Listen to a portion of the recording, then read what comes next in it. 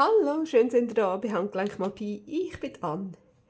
Wir sitzen ja immer noch an unserem Wichtel-Türli-Journal. So, da innen hat es so mega herzige Häuschen. Und letztes Mal haben wir ja auch so Häuschen noch gezeichnet, für zum drin hineinkleben. Und ich habe ja einmal schon mal gesagt, wo wir das eingefasst haben, dass ich das Papier dahinter so wunderschön finde. Das ist ja so aquarellig. Und dann habe ich gedacht, hey, das kann man doch sicher irgendwie so ein bisschen nachzeichnen. Und jetzt würde ich gerne so ein paar Weihnachtsmotive Aquarell malen, wo wir nachher dann ausschneiden und da drin hineinkleben. Entweder als Kärtchen oder als Täschchen oder einfach als Deko-Element. Das sehen wir dann je nach Motiv. Ich habe mir da schon ein paar Sachen so ein ausgedacht und abgezeichnet und so ein bisschen, vor allem die da, wo ja da auch drauf sind, die, wie heissen sie schon wieder? Stechpalmen. Habe ich eigentlich schnell ausprobieren, ob ich die überhaupt irgendwie zeichnen kann. Ja, genau. Und so sollte das irgendwie aussehen. Dann haben wir da noch Klausensäcke und Geschenke und Tannenzäpfe. Habe ich auch mal ausprobieren, ob ich das schaffe, wie ich die zeichnen würde. Ja, und dann haben wir da noch so ein paar andere Motive, die vielleicht noch passen würden. Und ich probiere doch jetzt das einfach mal. Ich weiss, wir sind so ein bisschen im Zeichnungsmodus gerade im Moment. Aber ich habe gedacht, für das Journal passt doch das gerade wunderbar. So, ich habe hier nicht spezielles Aquarellpapier. Das ist einfach so Zeichnungspapier, hey, das ich in der Brockenstube gefunden habe. So einen Block, fast noch ganz voll, für 3 Stutz. Also ich meine, hallo. Muss man doch mitnehmen. Genau, Zeichnungspapier wird ja wohl gehen. Ich mache ja nicht irgendwie riesen wahnsinnige, krasse Aquarellzeichnungen. Ich tue ja einfach nur noch so ein bisschen mit dem dann das Ausfärben probieren. Ich habe ein paar Pinsel, ich habe noch meinen ureinigen Aquarellkasten plus noch meine Glitzer-Aquarell aus dem Migros. Und ein bisschen Bleistift und ein bisschen Radiergummi. Und jetzt würde ich sagen, fangen wir doch mal an mit dem Stechpalmenblättchen hier. So. Zack, zack, zack. Ui. Nein, schon falsch siehst. Schon falsch. Das ist nämlich ein zu viel. Aber ja gut, das fällt gar nicht so auf. He? So.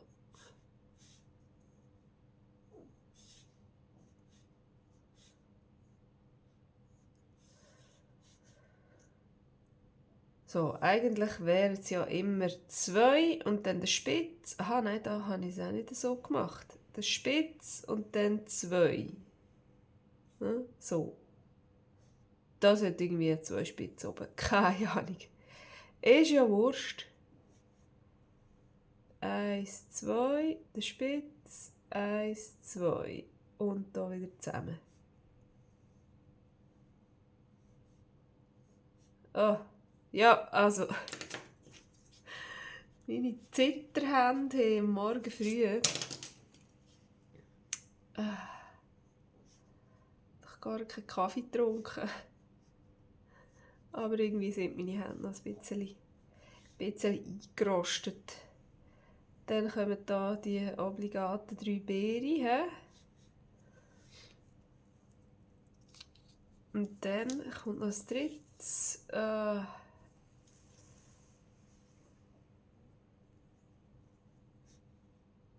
Irgendwie passt jetzt das drittes gar nicht so richtig her, finde ich.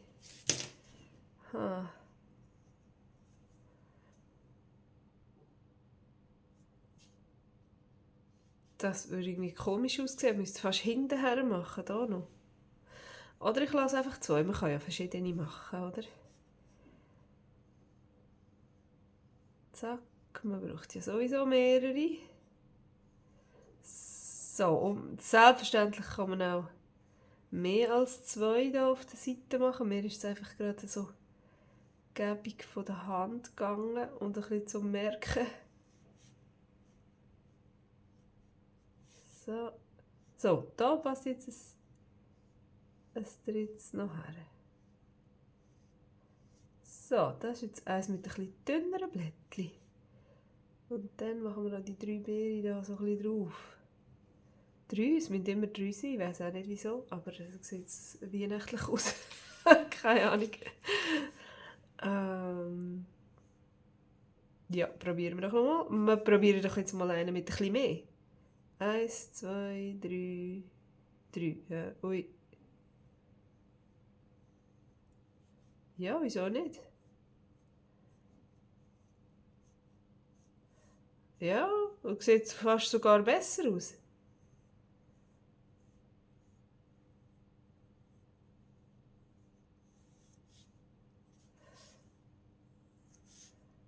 Irgendwie bin ich einfach wirklich ein bisschen zitterig von der Hand. Zack, zack, zack. Und spitz.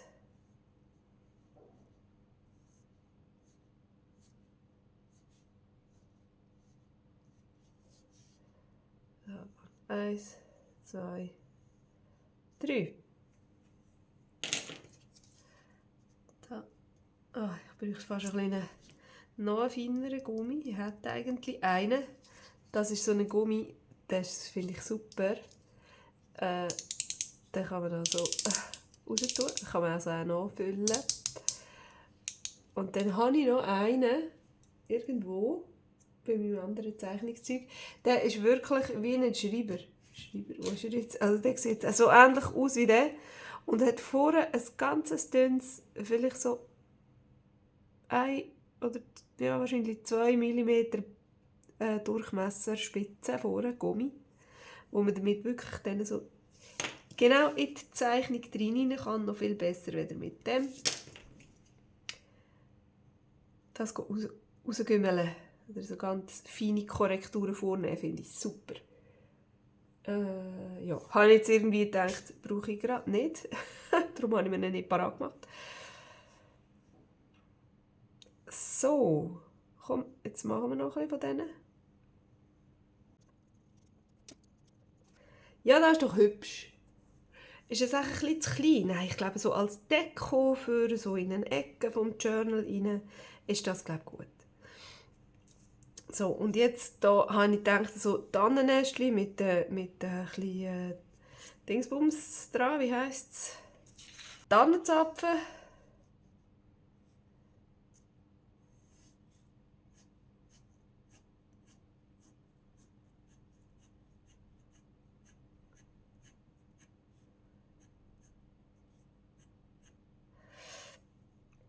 Also, ich werde das sicher so machen, dass man Bleistiftstriche noch wird sehen, wenn ich drüber male.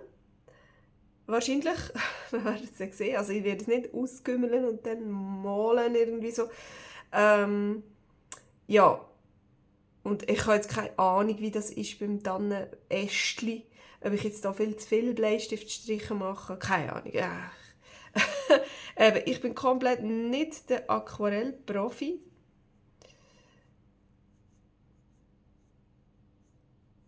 Und ich mache einfach irgendetwas. He? So. Das hat jetzt auch eine komische Form, gell? Vielleicht machen wir das Ästchen noch ein bisschen länger, dass es wirklich aussieht, als würde es hier am Ästchen hängen. He? So.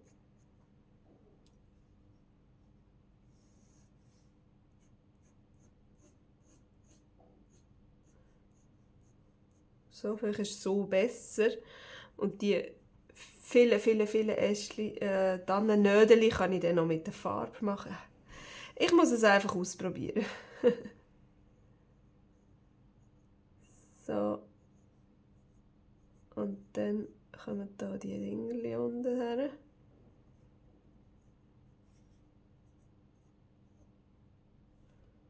So. Ja, ich glaube, das ist mal gut. So. Und jetzt haben wir ja auch noch gesagt, wir brauchen irgendetwas, das wir hier hinter dieser Tür verstecken können. Und ich habe auch gefunden, eben, es sieht eher aus, als würde man von dieser Tür vorausgehen, irgendwie in eine Winternacht rein. Und nicht, dass wir jetzt in ein Haus reinkommen, sondern voraus. Und dann wäre es doch cool, wenn da ein Päckchen vor der Tür liegen würde. Ich habe noch gedacht, vielleicht irgendwie einen Klausensack oder so, aber das habe ich probiert hier zu zeichnen und das ist irgendwie nicht so rausgekommen, dass man wirklich gut sieht, was es ist. Vor allem hier, das ist Quatsch, das ist irgendein Schläufchen noch sollen sein, aber das sieht alles irgendwie ein bisschen komisch aus. Aber so ein Päckchen, das wäre doch hübsch. Und ich glaube, ich mache jetzt einfach noch ganz viele Päckchen. Ich mache sie, glaube ich, auch nicht so, sondern ich mache sie ganz einfach. Zack, zack, zack. So, so und so. Ha? Und wenn ich dann das anmale mit Aquarellfarbe, sieht doch das nachher sicher extrem cool aus. So, jetzt mache ich die einfach in allen verschiedensten Grössen und Formen. Vielleicht sogar nur so, ohne da die komischen Dinge noch. Ich glaube, das reicht. So. In allen Formen und Grössen mache ich jetzt hier so Päckchen. Gut, das ist jetzt so ein bisschen abstrakt, die ganze Geschichte. Was ich auch noch mega cool gefunden hätte, wäre, wenn man so Orangenscheiben könnte machen. Aber vielleicht braucht es für das ein bisschen mehr Können, wenn ich kann. Ich weiß es nicht. Ich probiere es jetzt einfach mal. Es ist ja eigentlich nur rund und nachher dann eine Schinti. Und nachher, wie viel muss ich jetzt von denen machen? So. Ist das zu viel?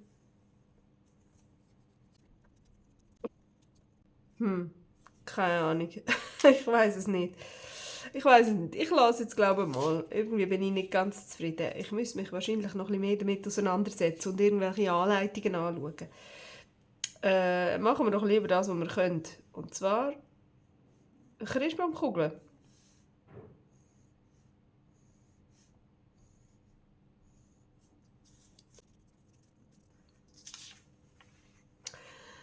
So, jetzt hat man noch Tannenbäumchen. Sollen wir noch Tannenbäumchen reinmachen? Ja, komm, wir probieren mal. Ob wir einfach so ein ganzes easy Tannenbäumchen herbringen. Das darf jetzt auch mal ein bisschen grösser sein. Oh. So. Oh.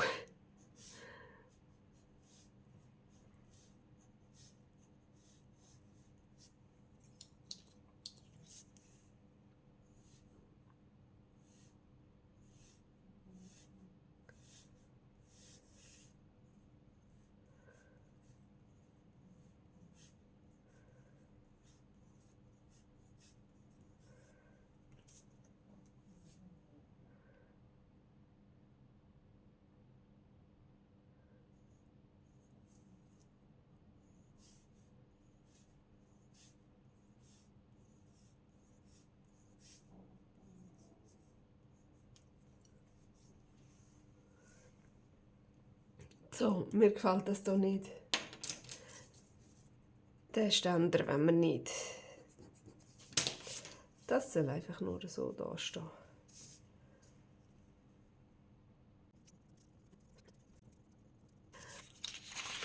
Und was auch noch cool wäre gewesen, wären irgendwelche Schneemannen.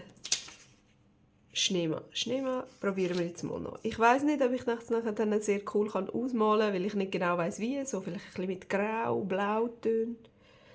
Aber hey, ich probiere es einfach mal. Mal schauen, ob ich einen herbringe, so einen Schneemann. Ja, ich glaube, das ist gar nicht mal so übel. Hey, ich glaube, wir haben genug Material. Mir fällt jetzt auch gerade nichts mehr ein, wo irgendwie gerade so easy und einfach wäre. Oder vielleicht die Kappe noch. Komm, wir haben hier noch so Platz. Komm, wir probieren noch so eine Klausenkappe.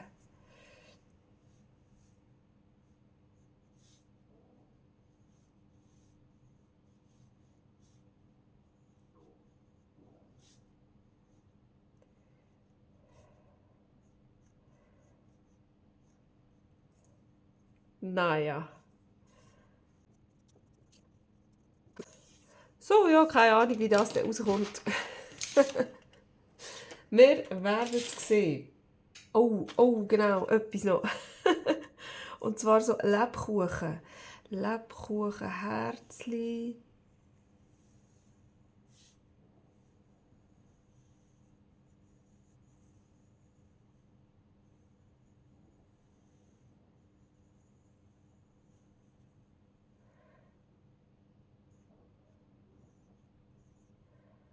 Oh, ist das wüst?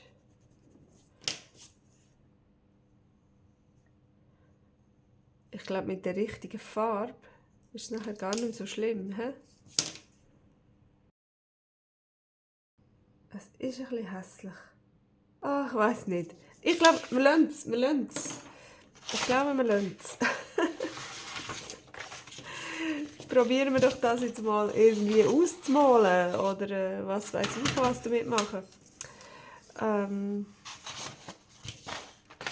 Ich brauche da mal meine Farbe.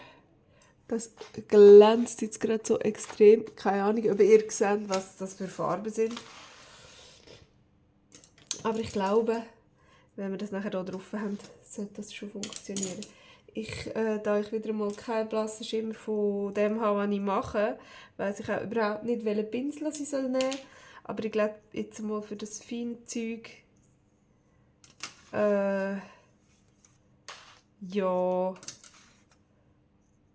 sollte das ein bisschen dünnerer Pinsel sein. He? Ich weiß es nicht.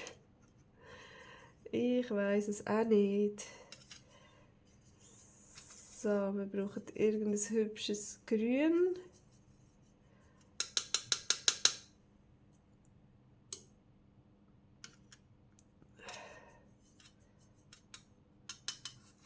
Und dann einfach mal anmalen. So. Das ist nicht so ein hübsches Grün geworden.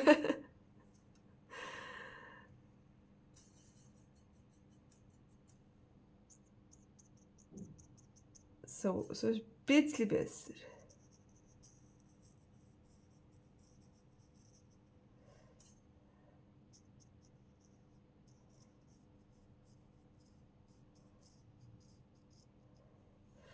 So, und jetzt versuche ich da irgendwie noch so einen kleinen Verlauf reinzubringen. Oder da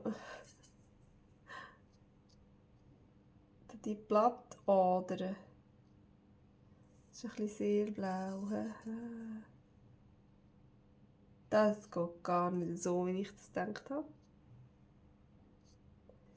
Das müsste man wahrscheinlich ganz anders machen. Doch so habe ich mir es vorgestellt. So wie das. So habe ich es wollen.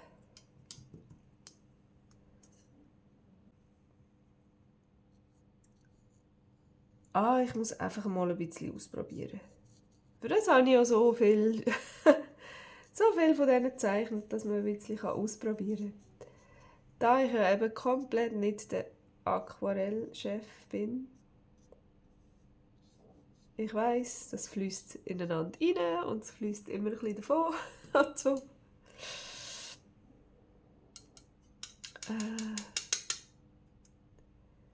so, was ich auch weiss, ist, dass man das nur mit Wasser anmalen kann. Einfach mal nass machen. So, und nachher dann irgendwie die Farbe dazugeben. Hallo?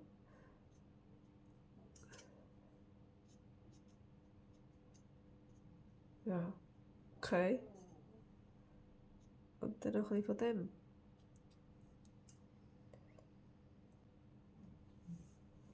Ja, irgendwie so. Für das ist jetzt wahrscheinlich das Motiv ein bisschen zu klein, hä? Keine Ahnung.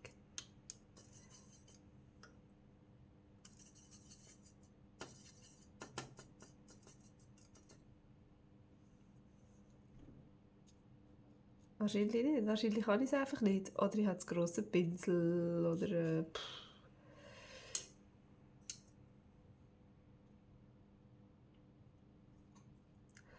Aber cool ist auch, dass es immer komplett anders aussieht, wenn es nachher getrocknet ist. Und ich finde es recht cool, so wie es aussieht. Es ist also tatsächlich ungefähr so, wie ich mir es vorgestellt habe. Dann machen wir doch jetzt einfach mal ein bisschen weiter. Oh, ich glaube, das wird noch ganz herzig da. Ich nehme euch mal schnell ein bisschen näher.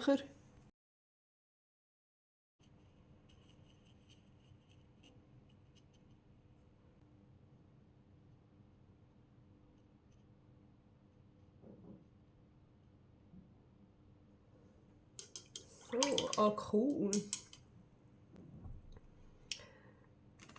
Eigentlich wäre es jetzt cool, wenn die noch glitzern würden, wenn ich da vom Glitzer rot nehmen würde.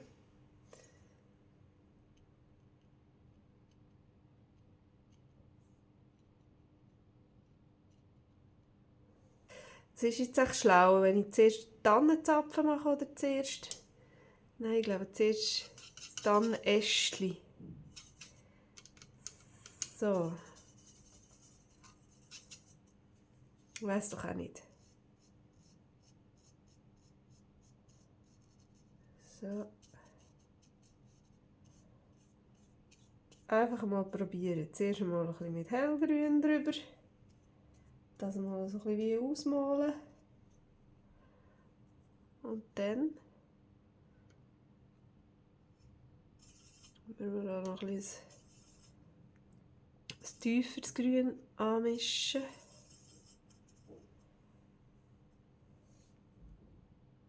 Vielleicht brauche ich da ein einen dünneren Pinsel noch. Ausprobieren. Ui, das ist nicht schön. Geh weg. Da müssen wir ein kleines blaueres Grün. Und vielleicht sogar ein bisschen dreckigeres, sage ich jetzt mal. So. Ja.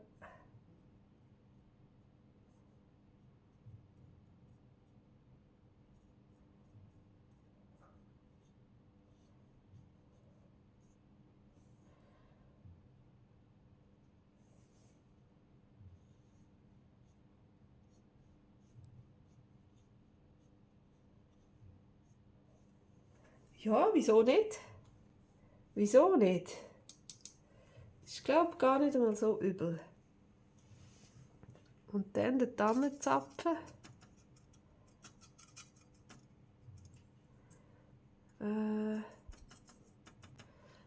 Mache ich glaube zuerst mal einfach so. Ein bisschen ausmalen. Und dann mit dem dunkleren. So. Oh, ist das fast schwarz. Vielleicht müssen wir dann gleich noch ein bisschen mit einem anderen Braun rein. Mit ein bisschen gelblicher. Oh ja, besser. Aber, oh, keine Ahnung, was ich jetzt hier mache. Einfach drüber. So. Ja, ich meine, es sieht aus wie ein Tannenzapfen. Das reicht schon. Finde ich. Oh, ja, das nicht so wollen. So, also ich meine, für das, dass ich so ohne Anleitung irgendetwas mache, wo ich überhaupt nicht weiss, was ich eigentlich mache, sieht es gar nicht mal so übel aus, oder?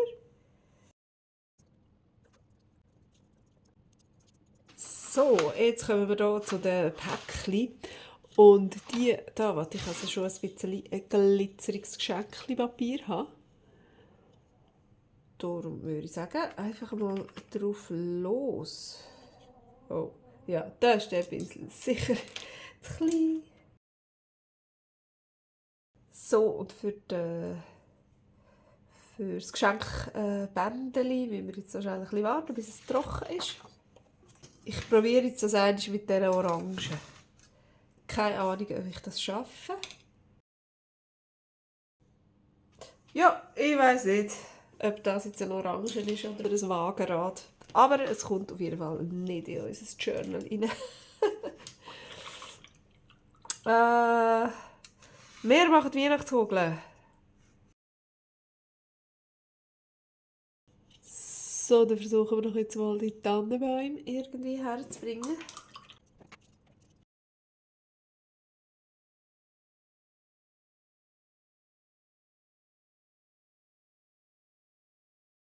So, da wären also unsere extrem herzigen Dekorationen. Ich finde die super. Jetzt muss ich die nur noch ausschneiden.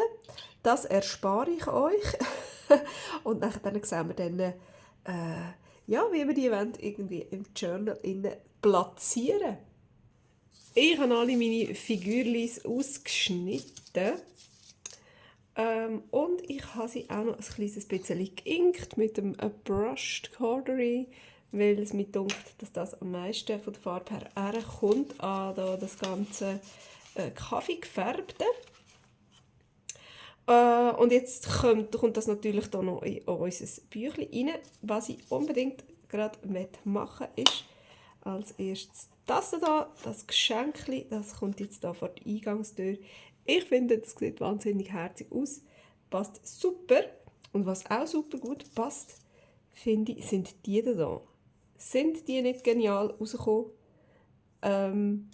Wenn man die mit denen hier vergleicht, klar, da hat es keinen Bleistiftstrich und so, aber hey, von der Form her und von der Farbe logischerweise, ja. Aber ich finde, sie passen total gut zu dem Journal, weil es halt auch aquarell gemalt ist. Gut, also dann lieben wir doch mal das Päckchen vor die Tür.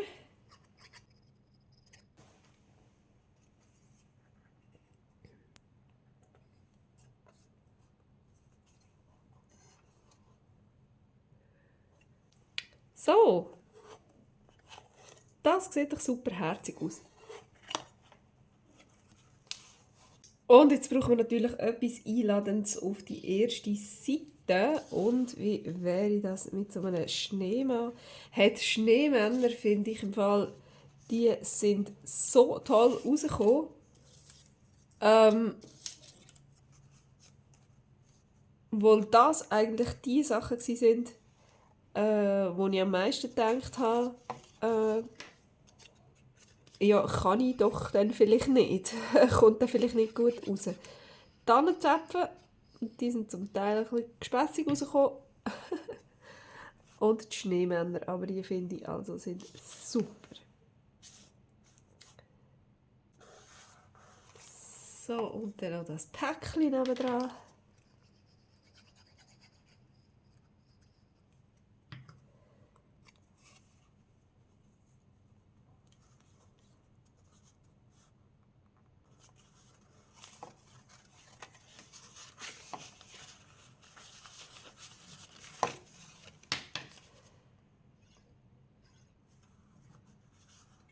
Das Häuschen, das nehme ich jetzt hier so als Tack. Da kann man noch irgendetwas hinten dran stecken.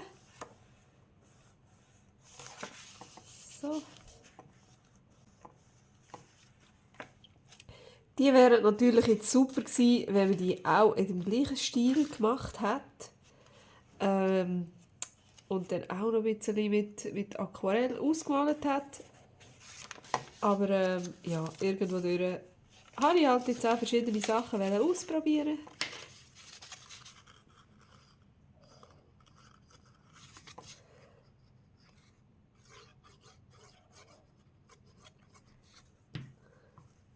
Und dann finde ich, haben die also auch total ihre Berechtigung, so wie sie sind. Wie habe ich sie jetzt rein? So. Ja.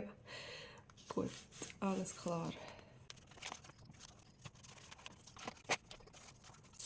So, ich werde so auf jeden Fall noch mein ganzes Journal mit diesen wunderschönen Sachen hier dekorieren.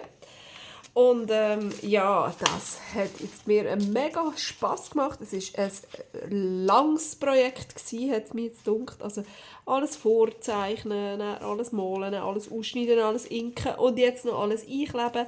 Also das hat mir jetzt wirklich einige Zeit gekostet und einige Nerven, aber es hat wirklich, wirklich Freude gemacht.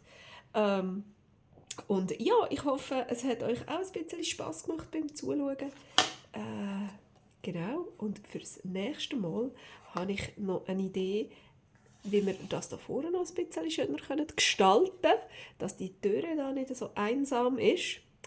Und dann würde es mich mega freuen, wenn ihr dann auch wieder reinschauen würdet. Bis dann. Tschüss.